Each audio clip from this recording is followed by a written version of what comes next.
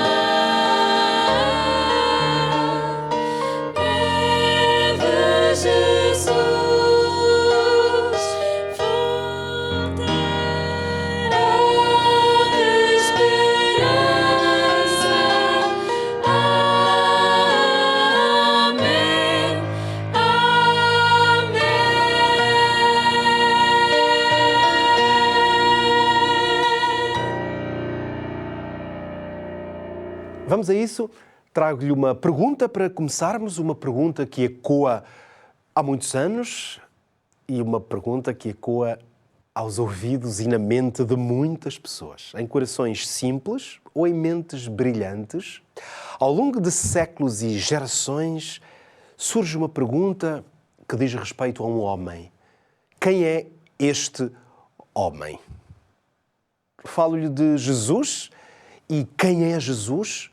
É uma pergunta que não é nova, é talvez uma das mais antigas perguntas no mundo cristão, porque este foi o homem que trouxe uma extraordinária mudança a este mundo, Mas é uma pergunta que continua a ser importantíssima ser feita, especialmente para aqueles que procuram na fé, na palavra de Deus, encontrar precisamente respostas e fundamentar a sua própria fé. Jesus, quem foi este homem?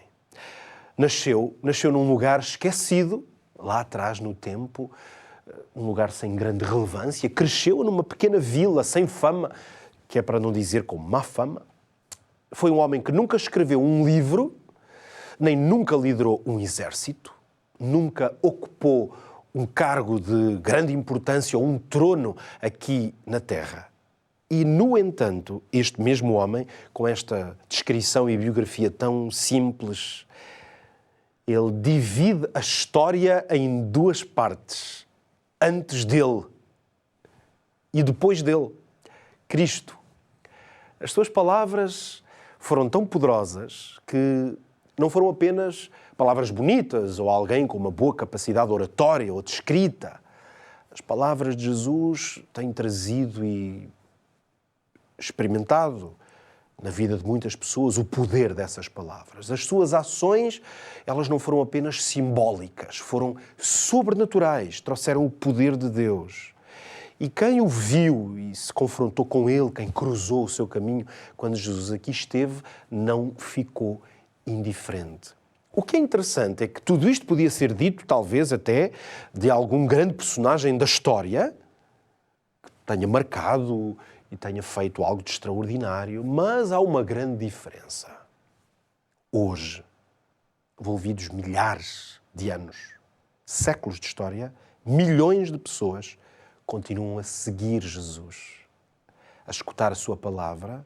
Milhões afirmam que o amam, que o seguem e fazem dele o Senhor da sua vida, a sua referência. Milhões estão disponíveis a morrer por ele. Na verdade, ao longo da história, aconteceu literal, fisicamente, com muitos, e outros tantos, espero que mais ainda, estão disponíveis e afirmam que vivem por ele. Logo, a pergunta é muito relevante. Quem é este homem, Jesus?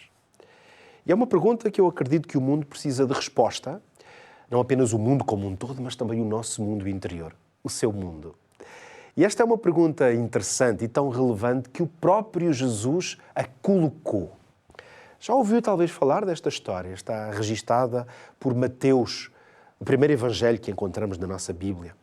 Mateus 16, lá a partir do versículo 13, diz que chegando Jesus às regiões da Cesareia de Filipe, interrogou os seus discípulos com a seguinte pergunta: quem dizem os homens ser o Filho do Homem?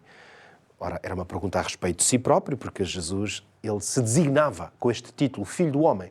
Poderíamos colocar a pergunta de outra forma: quem dizem as pessoas aqui à vossa volta, quem dizem elas que eu sou? Bom, e os discípulos começaram a responder com o que realmente ouviam. Resposta um pouco sui generis. Uns diziam que, ou melhor, os discípulos disseram que algumas pessoas diziam que Jesus era João Batista, uma nova encarnação de João Batista. Mas não ficaram por aí. Outros diziam que ele era Elias, o profeta, ou Jeremias. E outros diziam que era um dos profetas. Depois de ouvir estas respostas, Jesus vai de uma forma bem direta, eu acredito, não estava lá para ver, mas olhos nos olhos, com uma confrontação profunda, vai então agora dirigir-se aos discípulos e fazer-lhe a pergunta de uma maneira única, pessoal. E vós? Quem dizeis vós que eu sou? É por isso que esta pergunta é milenar e é tão importante. Jesus também a fez aos discípulos. Seria o mesmo que hoje Jesus nos colocar a pergunta: e para ti, que me escutas agora aqui nesta hora, para ti, quem dizes tu que eu sou na tua vida? Se Jesus pudesse hoje se encontrar connosco, sentar-se connosco à mesa, na sala, a pergunta poderia ecoar: quem sou eu na tua vida? Que lugar eu ocupo? Há uma coisa que eu acredito. Jesus não pode ser apenas um grande mestre, um homem muito sábio. Não pode ficar por aí. Como lhe dizia há pouco, o mundo já conheceu homens e mulheres extraordinários, isso não há dúvida. Só que Jesus afirmou ser Deus. E isso é uma coisa completamente diferente de ser uma pessoa sábia. Jesus afirmou ter vindo do céu, da parte de Deus. Jesus afirmou ter autoridade sobre todas as coisas. Só nos Evangelhos Jesus disse diretamente que tinha autoridade sobre o pecado, sobre a morte, sobre o inferno. Para Jesus dizer isto só há duas hipóteses.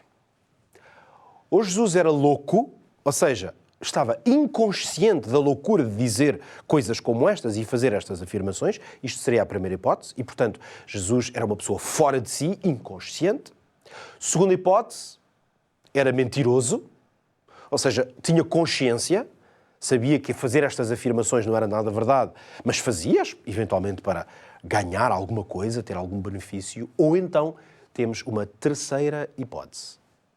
Jesus foi quem disse que foi. O Senhor, Deus, o Cristo, o ungido, o enviado de Deus, o Filho do Deus vivo. E é interessante porque foi exatamente nesta linha, com esta percepção, que o apóstolo Pedro respondeu a Jesus à tal pergunta que há bocadinho eu lhe falava. E vós, quem dizeis vós que eu sou? Ora, Pedro, sempre na sua forma entusiasta e imediata de responder, Pedro sentiu vontade de responder àquela pergunta e àquele desafio e então respondeu: Tu és o Cristo, o Filho do Deus vivo. E mediante esta afirmação, esta autêntica proclamação, Jesus então respondeu-lhe: Bem-aventurado és tu, Simão Pedro, porque esta revelação não veio da carne nem do sangue, ou seja, não veio de ti próprio, mas veio do Pai que está nos céus.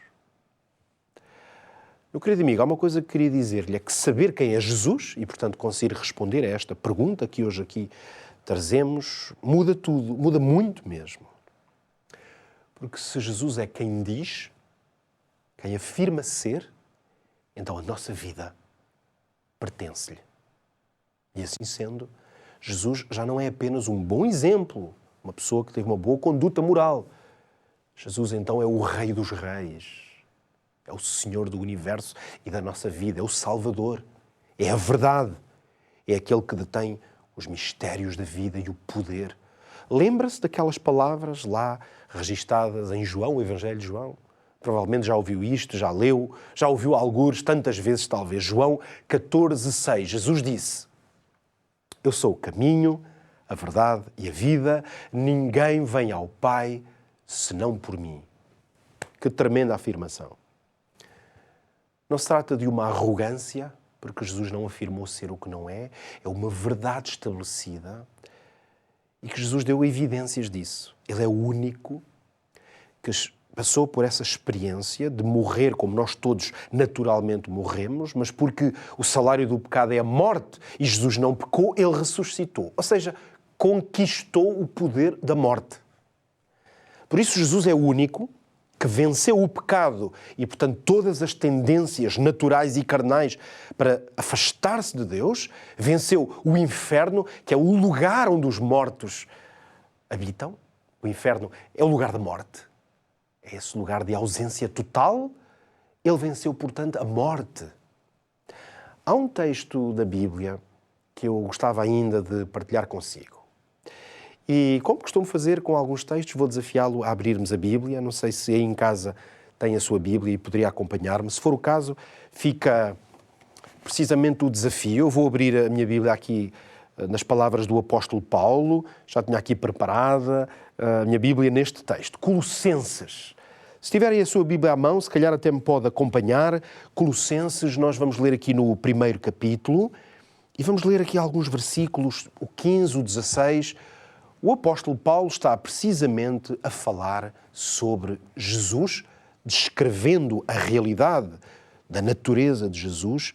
E então aqui, primeiro capítulo, vou relembrar na carta aos Colossenses, se me quiser acompanhar, então Jesus dizia no versículo 15, melhor, o apóstolo Paulo dizia sobre Jesus que ele é a imagem do Deus invisível, o primogênito de toda a criação, porque nele foram criadas todas as coisas que há nos céus e na terra, visíveis e invisíveis. Sejam tronos, sejam domínios, sejam principados ou potestades, tudo foi criado por Ele e por Ele.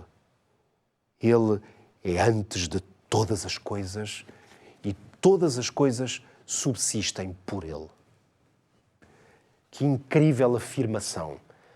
O apóstolo ter escrito isto é mais do que uma formulação doutrinal.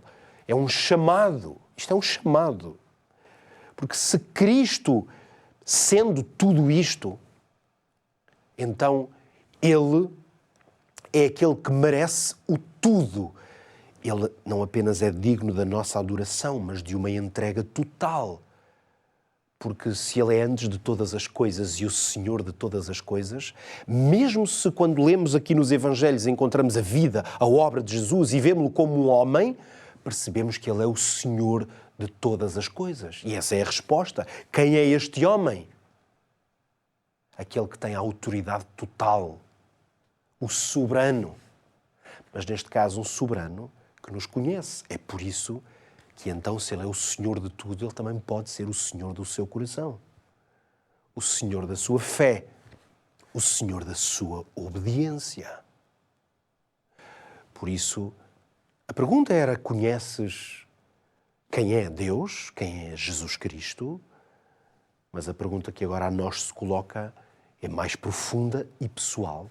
É se nós o conhecemos como uma ideia, uma abstração, talvez um amuleto que usamos numa cruz ao pescoço ou a que vamos à igreja de vez em quando, ou se Ele é o Salvador da nossa vida.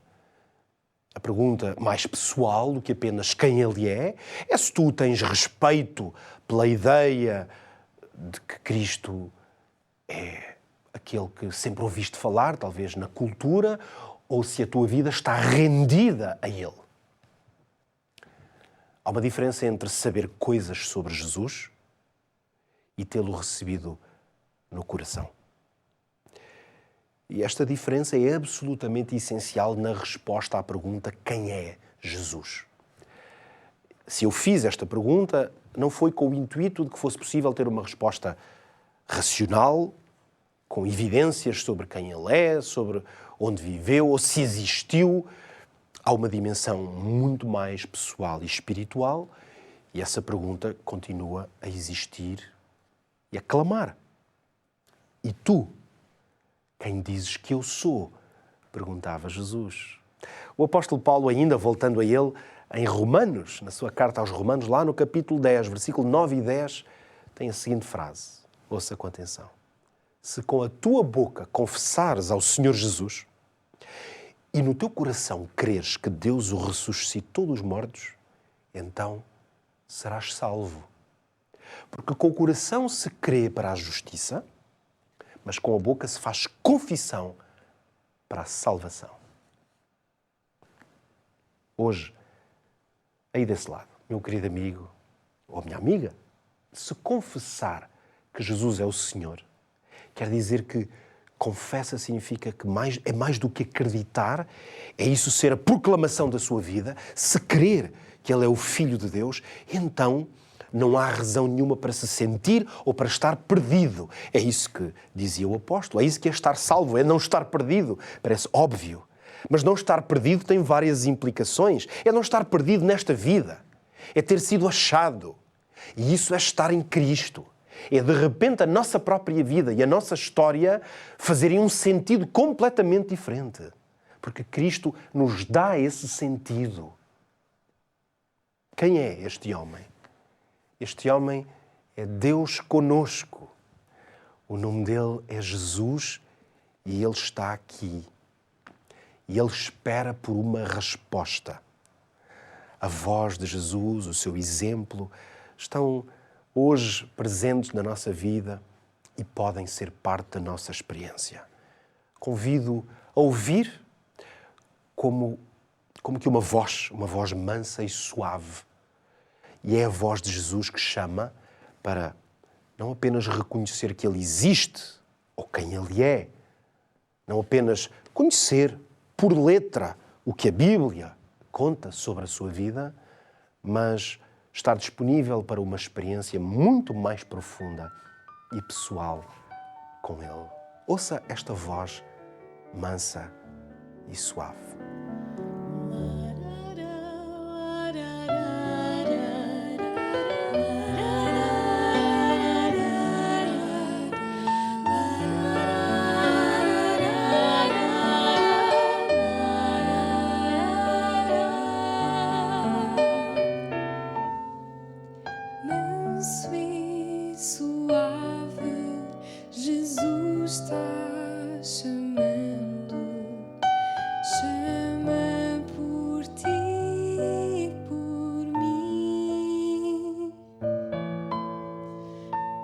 Eis que Ele à porta está esperando, espera por ti e por mim.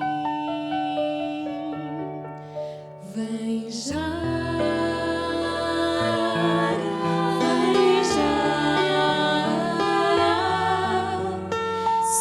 Estás cansado, vem já. Manso e suave, Jesus está chamando. Chama, ó, vem, pecador.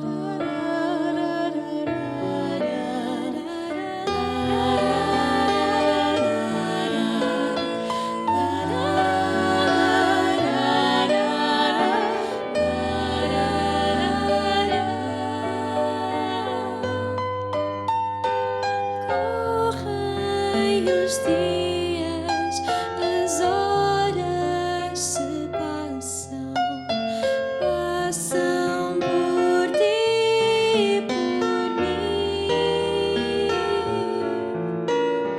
Tempos de angústia por fim nos esperam, esperam por ti e por mim.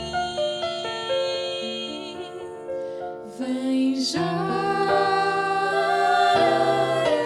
vem já. Se estás cansado, vem já. Manso e suave, Jesus está chamando. Chama, ó, vem, pecador. Mansa e suave, a voz de Jesus. Jesus é a voz que o encontra. Também podes sentir. Se estás cansado, vem já. Oh, grande amor que Jesus nos tem dado a ti, dado a mim. Vem já, vem já, vem já. Se estás cansado, vem já. Manso e suave, Jesus está chamando. Chama, ó, vem. Chama, ó, vem. Chama, ó, vem,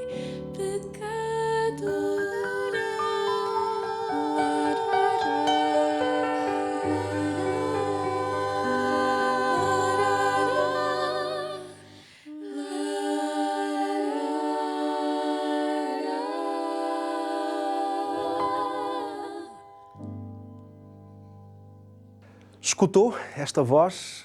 Eu acredito que através do seu Espírito Jesus vai falando, seja através do que dizemos, seja através da sua palavra, de um cântico maravilhoso como este que ouvimos. Jesus tem muitas formas de falar, de nos chamar. Eu queria propor-lhe, ao terminar este programa, ainda uma outra oportunidade de ir mais longe ao escutar a voz de Deus. E, neste caso, tenho uma oferta, já sabe que é o que faço sempre aqui a cada programa.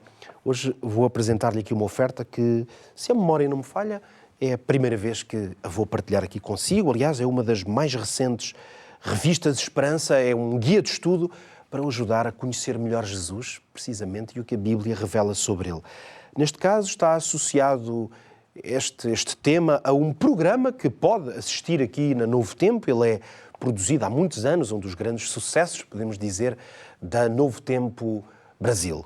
chama-se Na Mira da Verdade e, utilizando este tema e o conceito de procurar a verdade e fazer perguntas para poder encontrar respostas, temos este extraordinário manual, chama-se Na Mira da Verdade, como disse, e tem perguntas. Basicamente são perguntas difíceis ou mesmo textos da Bíblia difíceis de entender, e é precisamente sobre esses textos que Leandro Quadros, o autor deste estudo, vai ajudando aqueles que fazem este estudo a compreender melhor as respostas a essas perguntas. Já percebeu? É uma oferta que tenho para si hoje. Gostava de receber a revista Na Mira da Verdade. Envie uma mensagem para nós, basta dizer isso. Na Mira da Verdade, ela será sua, vamos enviá-la. Perguntamos depois, claro, os seus dados para poder-lhe enviar a revista, neste caso, Na Mira da Verdade. 933-93-9291 é o nosso número. Fica aqui o desafio. Ele também está a passar aqui em rodapé, se nos está a ver, em algum ecrã. Eu vou repetir, talvez para aqueles que nos estão a escutar na rádio ou no podcast, o número é o 933-93-9291. Anote ou guarde aí no seu telemóvel, porque de certeza que ainda temos muitas outras ofertas nos nossos muitos programas, aqui na Voz da Esperança ou em tantos outros programas aqui na Novo Tempo, que estão disponíveis para si, para o ajudar precisamente a conhecer melhor Jesus. E é assim que estamos a chegar ao final de mais este episódio da Voz da Esperança.